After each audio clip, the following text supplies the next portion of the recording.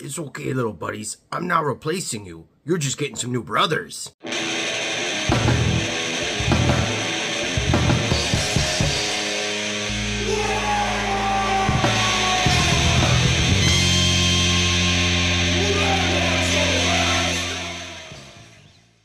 Wow! Welcome back to the Red Ones Go Fast. Old Big Mek here, and we've got a really special episode of ORKTOBER for you, because I was not expecting this one. All right, for those of you living underneath a rock, first of all, welcome. It's ORKTOBER, which means Old Big Mek here is making a new video every single day of the month, all month long, and there's been a couple of really awesome bangers already, including starting off how to paint an entire army as a regular person, making killicans that are totally tournament legal kit bashes out of paint pots, and all sorts of other hilarity. I was not expecting this video to be one of the series though, and here's why. Today is Warhammer Day, which is cool, and they have a bunch of reveals and stuff, but as anybody that has watched the Warhammer reveal show thingies over the last year knows that in 2024 GW has absolutely just gonked it. They have been so terrible. All of these like pre-recorded YouTube clips of interviewing designers and barely showing off miniatures, and it takes 2 hours long and you see 5 new things, and they have been awful. So I went from covering them live and doing, you know, a live reaction show with all of you guys to just literally not watching them at all and going to read the article on Warhammer Community. Today was 180 degrees out from that. They started off on Twitch. I was like, man, I don't know that I want to watch this. And it still seemed pre-recorded, but it was a lot more condensed. It was, you know, 2 of the regular hosts, and they were just banging it out. And so I got into it, I watched it. I was actually watching on Valrak's live stream, and then, as he would say, oh my holy emperor, all of this cool new stuff came out, including brand new Tankbustaz, which means my old metal guys here will finally get a second squad. I wasn't going to add a squad of Finecast ones, and I've got a squad of Kit Bash ones, but you can take 3, and now that there's a new squad, I definitely want those. So let's get into all the action. First of all, when you follow the links that Games Workshop gives you, this is what you get. This is the Warhammer Community website right now, live, right after their big live stream reveal. So yeah, good luck actually seeing anything. Thanks, GW.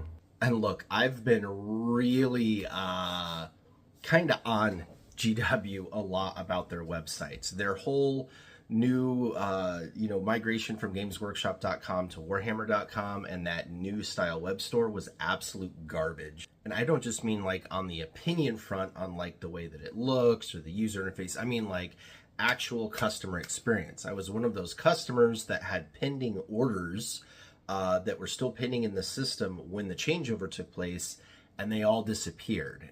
Literally were not there. I had to contact customer service. It took months of back and forth for them to figure out that, like, oh yes, this account, this Warhammer account that's had Warhammer Plus since day one, that's got all of these orders and order history, they were able to migrate all the old orders that were completed. They were not able to migrate any pending orders, which when you're doing giant made-to-order things in the months leading up to this changeover was a really stupid idea.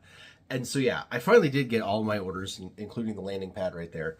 But yeah, it was a mess. And from a consumer standpoint, it was really, really bad. And from a stockholder standpoint, I say stockholder, I had 5 shares of GW.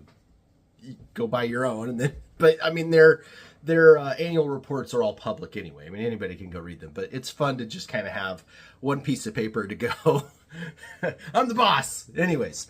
But yeah, and now Warhammer Community, which is supposed to be their forward-facing, super slick advertising site, if you will, is completely bricked. And this is really bad because not only is it all their news, this is where you're supposed to download all the FAQs and errata and rules for all their games, because none of their rule books are actually making sense anymore. So, I mean, just from a business perspective, from a business major background, this is a terrible, terrible thing.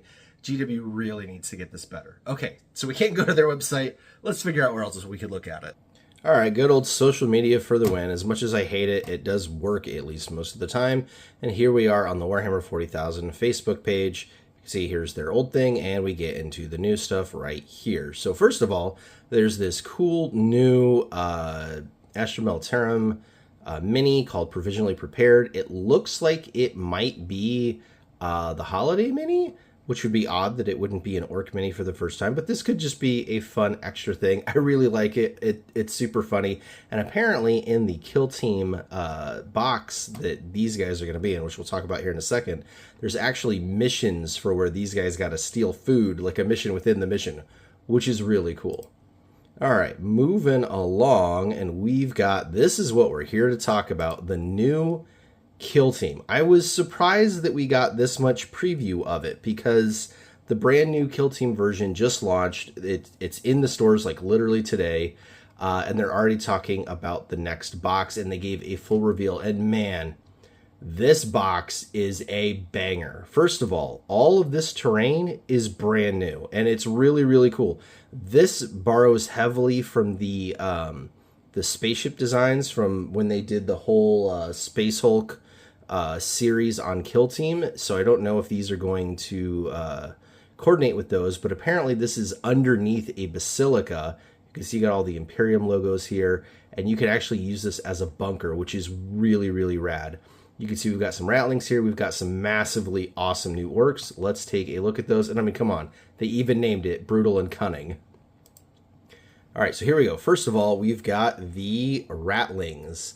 These guys are pretty cool. I like the pug. He's fun. I like the tripwires. Those are really cool.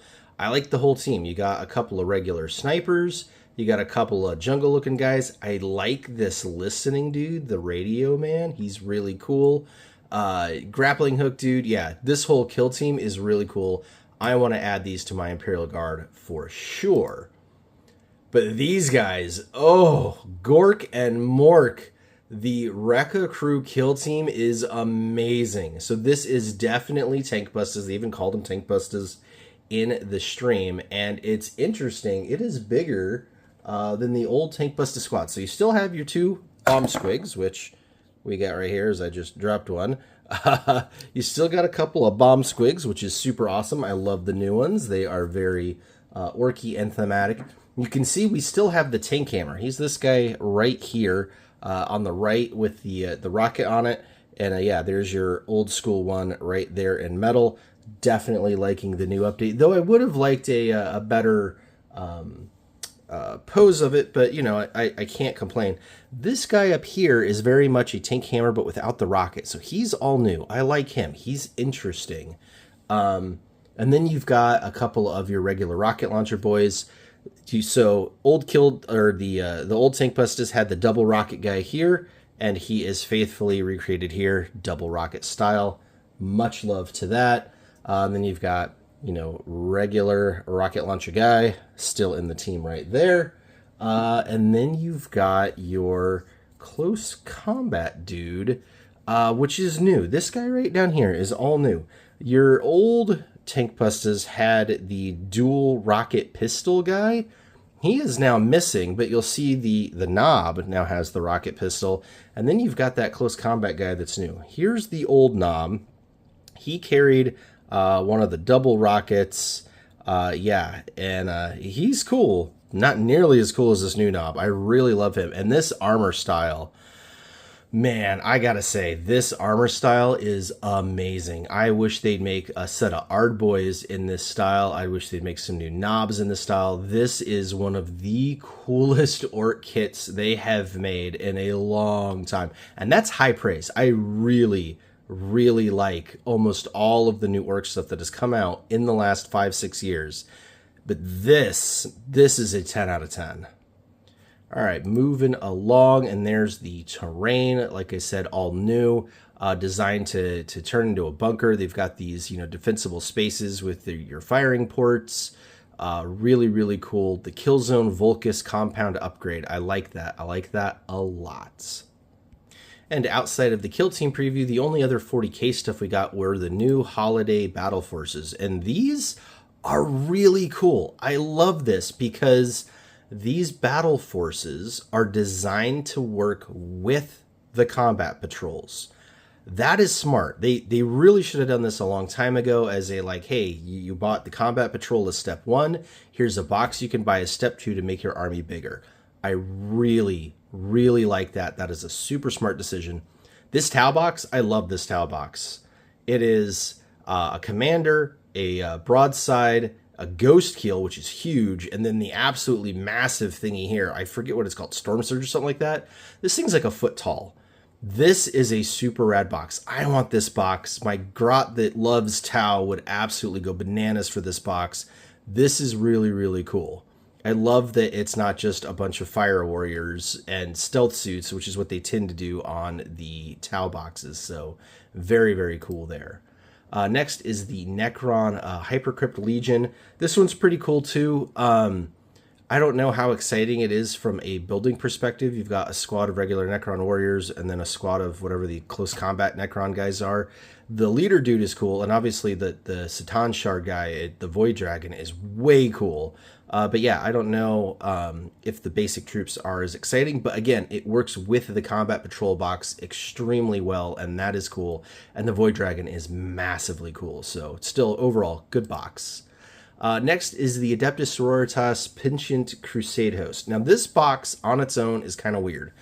You get 2 rhinos, you get 1 Pinchen engine, you get a squad of flagellants and a squad of the other close combat ones that are identical to the flagellants. I still don't understand why these 2 both exist at the same time. And then a preacher and a warsuit thing. It's not the greatest army or box on its own, but it does actually make their combat patrol make sense, and that part is cool. So if you do get this, I recommend, if you don't already own the combat patrol, definitely buy them both at the same time, and you'd have a great starter sisters army. All right, next is the Imperial Knights with the Valor Strike Lance. I mean, how can you go wrong? 1 ginormous knight, 4 armigers, really, really cool. I mean, 2 of these boxes, you have a whole army. You're done. Pfft. End of story. And yeah, one of the grots that is the most into the Warhammer, he's really liking the Knights. Maybe the Red Gobbo will bring him this one this holiday season, this Squigmas. We'll see what happens. And then finally, the Dark Angels with the Inner Circle Task Force. Now, I gotta admit, I love this box. I like Dark Angels in the lore. I like Dark Angels in the art. I've never been the biggest fan of Dark Angels, the models, except for the line. I absolutely love the line. I want that model. I want to paint it. I want to put it in my display case. But the actual Dark Angels models, the Deathwing and the Ravenwing stuff that have been out since 5th edition, they just aren't my jam. Haven't been my jam. All of these new things that have just been released within the last year these are getting really cool. They finally look like they do in the lore. They've finally got the glow up they deserve, much like the Black Templar got quite a few years ago.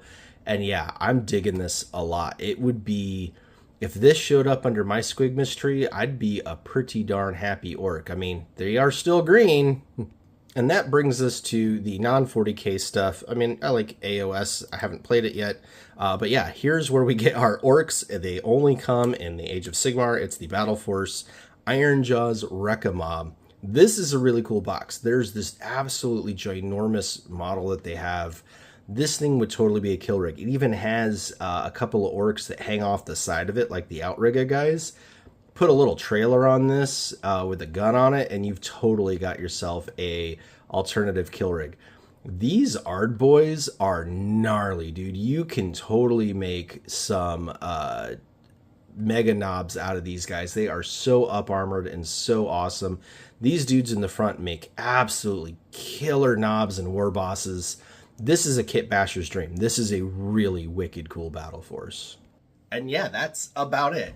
They did have like an Underworlds thing, and you know, a couple more of the Age of Sigmar Battle Force boxes, and then a really cool cinematic trailer. Well, they gave a teaser of the trailer, and then the trailer is just a trailer and not the full thing yet, but it's a really awesome cinematic.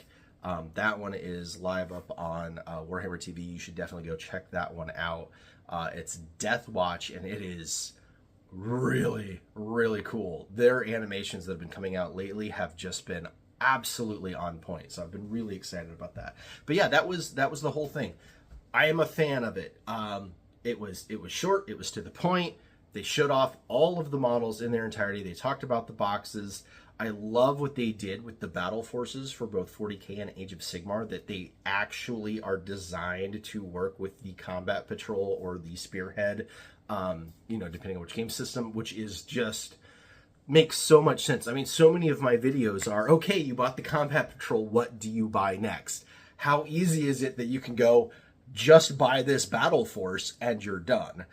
So I will definitely be doing some deep dives on the 5 40K battle forces with the combat patrol, just kind of telling you how many points they are, how many models they are, like what kind of army that would look like, and maybe what you could buy from there as your third box offering, so to say. So yeah, very, very excited about that.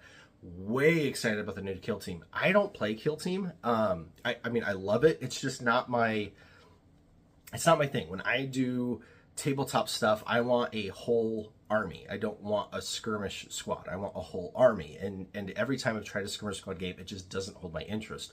But I love the Killteam boxes. I've bought at least a half a dozen of them because they come with so much terrain, and they often have these really, really cool teams that you can then use in 40K, like the Orc Commandos. I am absolutely buying that set. I love the terrain, I love the Ratlings, and I absolutely adore those new Orc Tankbustaz. I'm getting at least one for sure. And when those Tankbustaz come out on their own, oh, Conversion City.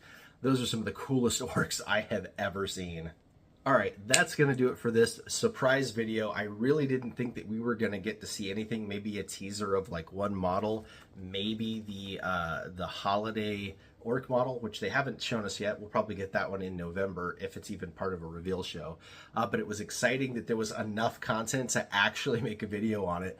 And yeah, I mean, how cool is it that, you know, all the things that I spouted off a couple of days ago that I want for orcs, we didn't get them, but what we got was what we needed, which was new Tankbustaz, because right now you can only get these guys in the really terrible fail-cast resin.